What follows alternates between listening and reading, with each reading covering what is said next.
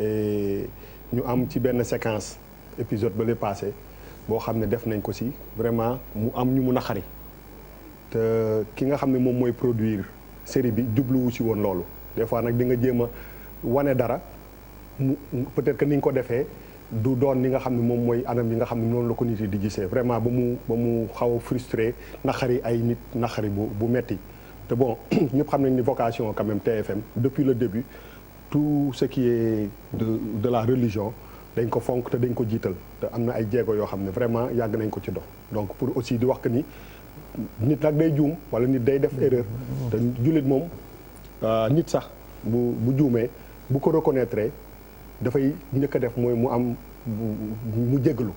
vraiment boo frustré benn nit sax ëpp na asumaak ñëpp ñi nga xam ne surtout diine nga xam ne moom moo nekk ci kaw lépp vraiment di wax que ni du loolu lañ ci jublu donc muy ki ko defar muy télé bi ko jublu diine bi moom mooy prioritaire fii ci télé bi te incha allah dinañ ko continuer di wax que ni vraiment képp koo xam ne mbir mi laal na la te du woon suñu intention di jéggalu di wax que ni aussi dinañu permettre incha allah beneen yoon ñu gën a def attention pour que sensibilité yi nga xam ne ñoo nekk ci réew mi nga xam ne réew mu stable la ñu bañ ko yëngal parce que du suñu intention donc vraiment ma ci doon profiter di la gërëm di la sant ci opportunité bi pour wax que ni vraiment télé bi diine bi moo ko moom ñi nekk ci diine yi ñoo ko moom te saa yi ñu ko soxlaa mën nañ ko utiliser nag bañ ak làmmiñ moo dëkk vraiment maa ngi jéggalu ci loolu jërëjëf. dañuy des ci mbirum diine booba gannaaw bu ñu la gërëmee ci leeral yooyu nga doon leeral. coow li juddu ci xët gu ñu ne dafa tukkee ci direction wu Jeanne d'Arc institution Jeanne d'Arc ñuy jàngale tere juddu dëgmal tere muuru alors lii mujj ci information sànq communiqué bu tukkee ci ministère de l'éducation nationale jëwriñ ji xaatim ko muy Mamadou Talla ndax ba léegi yooyu ñu ci woon yàbbi ci mujj nañ ci wax ñi ngi fàttali ni bépp école muy public privé dañoo war a tënku communiqué bi maa ngi nii moom lay jàng dañu war a tënku ci constitution wu Sénégal mi may ku nekk sañ-sañu ñu bañ la boddi ci sa xeet waaye it ci góor nga am jigéen wala ci diine ba tax na am na tamit yu ñu fàttali ci wàllu loi d'orientation 91-22 30 janvier 91 modifié que yu ni mel daal pour tënk daal dinañuy ne dinañ taxaw ci la nga xam ni mooy àq ak yelleefu doomu aadama rawatina élève wala ay parents d'élèves ñu bañ koo salfaañi ñu wàccook moom alors coow loolu mujj nañu dàpp mujj ngeen ko suivre Bachir Fofana noo ko gisee. waaw xam nga dañuy nuyu d'abord téléspectateurs yi ñuy seetaan di nuyu ñu fi toogal kontaan trop daje fi ak suma grande sœur Diatou. daje fi it Cheikh Seck nga xam ne yàgg nañ ko couvrir ci ay yëngu-yëngal nu nga ko daan waxee ci hôpital Grand Yoff général Grand Yoff ak mon jeune frère Pape Djibril suma doyen Charles nuyu ñëpp donc xam nga Sénégal moom ñun Sénégal leen moo ñu caractériser dama koy wax toujours accessoire la ñu mën a topp bàyyi essentiel bon le problème pour man il est très complexe c'est vrai mais après on peut le simplifier.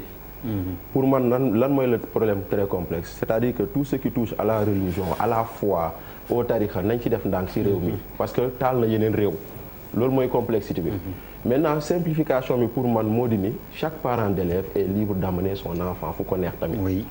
boo jëlee sa doom yóbbu ko ci école bii ñu ne luy lañ fay tere boo xasee ba fay yaa ko signé yaa d'accord maintenant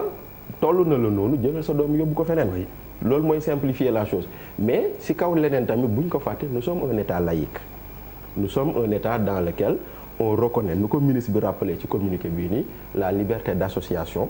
la liberté de culte te kenn waru fi boddi kenn ci ay lu jëm ci wàllu waaso wàllu kii ak yooyu loolu moo waral même quand on crée un parti politique ou une association dañuy fexe ba waroo réclamer wu d'une communauté waroo réclamer wu d'une région waroo ne je crée le parti des Dakarois. Oui. Parce que sa parti bi warul tënku si waa Dakar. waroo ne je crée le parti des Sérères waroo ne je crée le parti des Joola donc ça suñu constitution da ko régler kon lépp looy def lu nekk rek dañ ko war a delloo foofu noonu. Après il y a un débat philosophique qu'on peut poser est-ce que laïcité bu ñuy appliquer fii nii c'est une laïcité importée ak yooyu beneen débat la mais au moins essayons de simplifier la chose. moo di ni waruñu yëkkati passion yu toll nii sur une chose boo xam ne on pouvait le régler simplement en disant que l'année prochaine suma doom dama koy génnee école boobu yóbbu ko beneen école te mu jeex takk. d'autant plus que les premiers concernés kenn du leen tudd sax mooy xale yi Pape Djibril choc de la semaine. waaw di la nuyu d'abord di nuyu naataango yi ñu bokkal plateau bi di nuyu surtout Diatou. ci ñu suscité évocation ci ñun la bokk. même bu fekkee ne xadar bi wàññeeku na léegi xam naa sagesse bi la di nuyu aussi Bachir. donc di wax rek ne effectivement am na fondamentaux yoo xamante ni ci réew lu mat a bàyyi xel la waaye il faut que aussi ñu ci li may wax souvent ne réew société bu nekk dafay soxla ñu koy penser mais ñu koy xalaat dañuy anticiper ci yu bari yoo xam ay velléités yoo xamante ni war na mën na ressurgir jamono bu nekk beneen bi mooy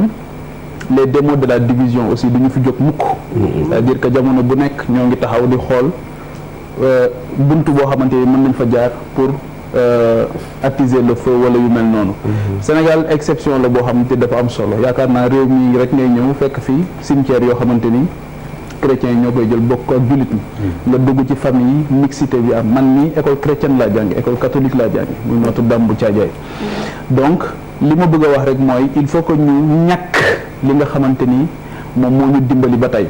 waaye nag duñ ko jàppee rek comme loo xamante ni c'est gagné d'avance. Rien n'est acquis totalement définitivement. Il faut jamono bu nekk ñuy taxaw di seetlu loolu moo tax institution yi war a am doole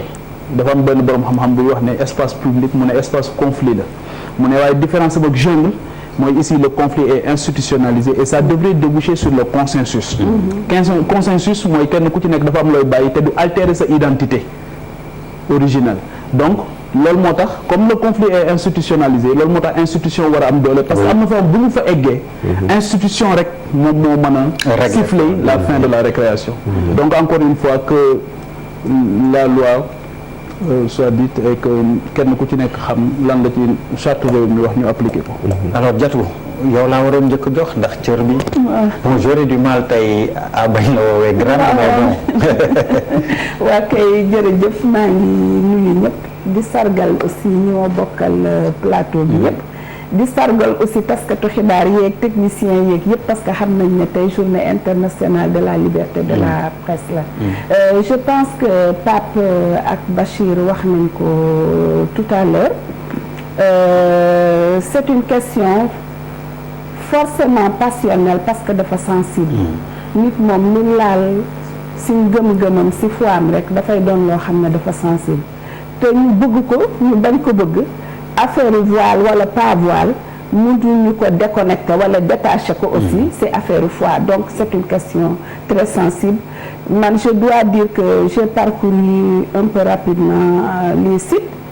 te gis naa ne des deux côtés il y a des radicalismes déjà qui s'expriment des deux côtés nag il y a des radicalismes qui s'expriment loolu li muy indil mooy li Pape wax léegi rek amul benn situation boo xam ne c'est une situation acquise mise en boîte suñu vivre ensemble dafa am yu ko commencé di impacter xam nga ku ñu waxoon ne Sénégal ñu débat sur le foulard ou le voile islamique dinañu rattraper duñ ko gëm dañ doon toog di ko dégg Italie di ko dégg Grande-Bretagne di ko dégg France ça nous paraissait même un peu être des broutilles on se disait ñii dañu am jot débat bi rattraper nañu loolu dafay won ne ñun on ne vit pas en vase clos mais je pense que au-delà de ce débat dañ koy dugal ci contexte bu gën a yaatu man dama gis ne de plus en plus suñuy différence day exacerbé li ñu wutale maanaam léegi boo jëlee téléphone nit xam nga déjà ban tarixa la bokk xam nga aussi ban religion la bokk à partir des sonneries de téléphone soo duggee ci bureau yi mun nga dugg ci benn bureau di nga fa gis photo confrériques yu différentes ci beneen coin bi tamit mun nga fa gis photo Marie wala photo Jésus wala croix de plus en plus ça veut dire que je pense que suñu différence yi dañu commencé di ko exacerber soo déggee rajo yi aussi c'est la même chose il y a des émissions religieuses où parfois day am ay dérapage quand même par rapport ak ñu gëm-gëmu ñeneen ma foog ne bu ñu jógee ci voile bi jot na ñu xoolaat suñu toogaay xool sur quoi fan la ñuy teg curseur bi suñu ay différence wala li taxoon ñun ñëpp ñu nekk li ñu nekk dund ci jàmm ak salaam te terewul ku nekk li nga gëm yaa ngi ci. Je pense que avant les sonneries, avant les radios qui font aussi dans le communautarisme avec le religieux à fond, disons-nous la vérité. Avant ça, les gens n'étaient pas moins mourides, moins tidianes, moins laïens, moins catholiques. Et on ne s'en portait pas plus mal. Je pense que donc c'est un débat de fond. Boo xam ne dafa nekk di exacerber suñu différence yi te ku nekk bu revendiquer identité am forcément dugal ko ci benn genre communautarisme. Je pense que dafay wàññi tolérance bi te loolu yaakaar naa ne dañ ci war a bàyyi suñu xel bu baax a baax a baax. Alors je donne la parole à Cheikh. waaw Pape Lay maa ngi nuyu aussi ñi ma bokkal plateau